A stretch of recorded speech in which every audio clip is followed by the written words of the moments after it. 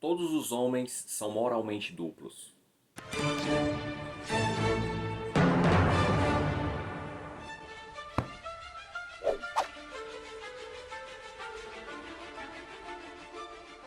Fala pessoal, bem-vindos ao canal Ler é Preciso, me chamo José Lopes. No vídeo de hoje falarei sobre mais uma leitura feita em fevereiro de 2024. O livro O Médico e o Monstro, de Robert Louis Stevenson. Aqui na contracapa do livro fala um pouco sobre o autor. Robert Louis Stevenson nasceu em 1850 na Escócia, cursou Direito e se interessou por literatura quando trabalhou em jornais e revistas.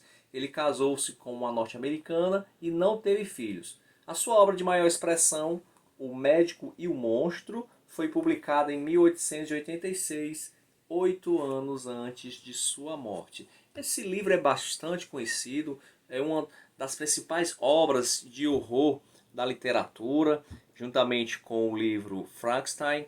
E é interessante que, apesar desse livro ser bastante conhecido na literatura pop, eu não sabia como era esse monstro, quem era esse monstro. Eu imaginava que o monstro aqui no caso seria uma criação do médico. No caso aqui o médico ele se chama Dr. Jekyll. Na realidade o monstro, digamos que seja uma outra personalidade do próprio Dr. Jekyll. Aqui é chamado de Mr. Hyde. Então nós temos o Dr. Jekyll e o Mr. Hyde. Ambos são personalidades da mesma pessoa.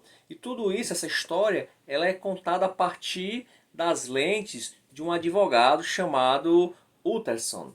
Utterson é o advogado do Dr. Jekyll e tem em suas mãos um testamento do Dr. Jekyll onde diz que se por acaso ele venha a morrer ou a desaparecer, todos os seus bens devem ser dados para esse tal de Mr. Hyde. Só que o Mr. Hyde ele é uma pessoa feia, atarrancada, uma pessoa totalmente sem moral, uma pessoa que comete atos criminosos e o Dr. Utterson não entende porque o Dr. Jekyll, um homem tão de, digamos, caráter ilibado, uma pessoa tão bem vista na sociedade de Londres, não entende por que o Dr. Jekyll colocou como único herdeiro esse tal de Mr. Hyde. Tá? Então o livro vai se desenvolvendo e eu não vou entrar em muitos detalhes do livro para também não tirar ali a surpresa, né, para alguns que não leram, que a leitura é bem interessante e no final, para mim pelo menos, teve algumas reviravoltas. O que eu queria falar desse livro é sobre alguns conceitos bem interessantes que o livro aborda, conceitos teológicos, da teologia cristã.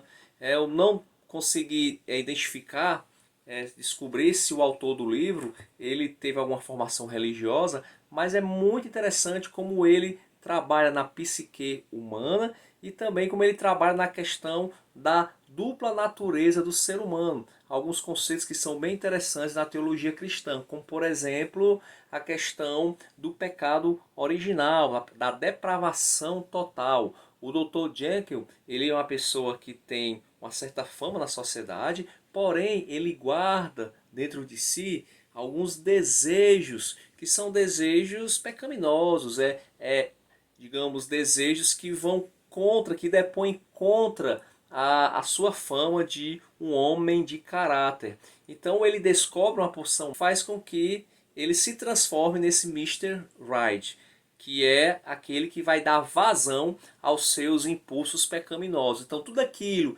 que ele fazia como Dr. Jekyll, e ele viu que não poderia mais fazer porque ele tinha um nome a zelar, né? Ele tem uma certa posição na sociedade londrina, ele faz agora através dessa outra personalidade que é o Mr. Hyde. Então ele consegue dar vazão, o livro não dá detalhes, né, de que desejos são esses, mas imagina-se que são desejos da luxúria, da bebida e outras coisas mais. Então a depravação total na teologia cristã, ela diz justamente isso, que o ser humano, ele, por mais que ele seja capaz de fazer alguns atos nobres, por mais que aos olhos da sociedade o ser humano seja bem visto como uma pessoa boa, ainda assim, devido ao pecado original, nós carregamos conosco a inclinação para o que é ruim.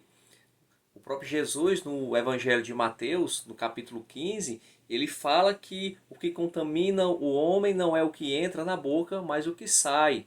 Porque a palavra que sai pela boca são palavras que estão no coração. A boca fala do que o coração está cheio. E é do coração que surgem os homicídios, os adultérios, as prostituições, né? Todos os pecados surgem do coração humano. Por quê? Porque o ser humano, devido ao pecado original, ele é depravado, ele tem a sua inclinação para o mal.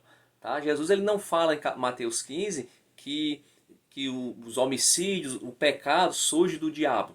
Não, mas do coração humano. Ou seja, o principal diabo, o principal demônio que o ser humano tem que vencer é ele próprio. E é o caso aí do Dr. Jekyll. Ele tem que tentar dominar esses seus impulsos. E depois que o Mr. Hyde ele começa a ter essas saídas e fazer tudo aquilo que o Dr. Jekyll gostaria de fazer, mas por medo de represália da sociedade não fazia, o Mr. Hyde ele começa a fazer alguns atos que são criminosos. E aí o Dr. Jekyll ele começa a ter aquela luta para não liberar mais esse seu outro lado. Então nós temos aí a questão que Paulo fala bem em Romanos 7, a questão do o que eu quero fazer, o bem que eu quero fazer, isso em Romanos 7. O bem que eu quero fazer, eu não faço, mas o mal que eu não quero, esse faço. Então Paulo está falando dessa luta entre a natureza espiritual daquele que serve a Deus e a natureza pecaminosa, a natureza carnal. Paulo chama de carne não a matéria, não o nosso corpo físico. Ele chama de carne simplesmente essa inclinação para o mal que o ser humano tem, a concupiscência da carne, né? Os instintos pecaminosos. Então nós vemos no livro essa luta entre o Dr. Jekyll de querer frear essa sua natureza carnal através do Mr. Hyde. E nós vemos então no livro essa luta entre o bem e o mal, entre a natureza, a imagem de Deus e a natureza carnal. Interessante que o Mr. Hyde, ele é, segundo o livro, ele é baixinho, ele é feio, né? Enquanto que o Dr. Jekyll, ele é um homem bonito, elegante, justamente mostrando que a queda, ela nos tirou, não totalmente, mas ela nos afastou, né, da imagem de Deus, ela tirou a glória de Deus do ser humano. Né? Então, esse também é outro ponto bem interessante. Outra coisa interessante que eu vejo nesse livro é a questão que Tiago fala sobre o pecado. O pecado, ele, a priori, ele vem em doses homeopáticas. Tiago fala sobre isso no seu livro, que o pecado ele não vem de uma vez. A gente primeiro é tentado pela nossa própria concupiscência, até que a gente gera o pecado. E o Jekyll ele fez isso. Em algumas partes do livro, mostra que ele se transformou no Mr. Hyde uma vez, outra vez, depois disse que não ia mais fazer, porque o Mr. Hyde estava fazendo coisas que não deveriam ser feitas, só que chegou um momento que ele foi, como o Tiago fala, né? Ele foi totalmente engodado pelo pecado, ou seja, o Mr. Hyde estava começando a assumir o controle do Dr. Jekyll, a ponto de o Dr. Jekyll se transformar no Mr. Hyde sem tomar a poção, porque no início o Mr. Hyde só aparecia quando ele tomava a poção, quando o próprio Jekyll queria que ele aparecesse. Chegou um momento que não. O Mr. Hyde ele surgia durante o sono, ele surgia em qualquer outra ocasião, ou seja, o lado obscuro, o lado pecaminoso já estava dominando a vida do Dr. Jekyll. E a Bíblia ela retrata isso muito bem. Né? Muitas vezes o ser humano ele vai ali na sua vida de pecado em doses homeopáticas, mas ele vai sendo engodado pelo pecado até que chega um momento que ele está totalmente com seus pés atolados, né, na lama do pecado. E a Bíblia diz que quem for impuro que se suje mais, né? Quem for puro que se purifique mais. Então é aquele caminho de mal a pior que o Dr. Jekyll ele acaba sendo levado por causa desse seu alter ego de pecaminosidade.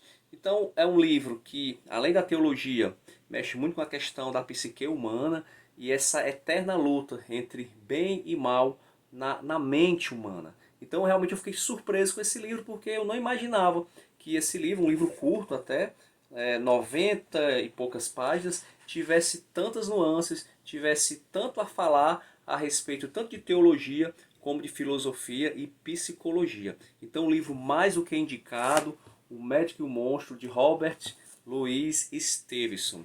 E se você tiver gostado desse vídeo, se você acha que o canal Ler é Preciso de alguma forma é relevante aqui nessa plataforma do YouTube, peço que você se inscreva no canal, dê um like no vídeo. Até a próxima e vamos ler porque ler é preciso.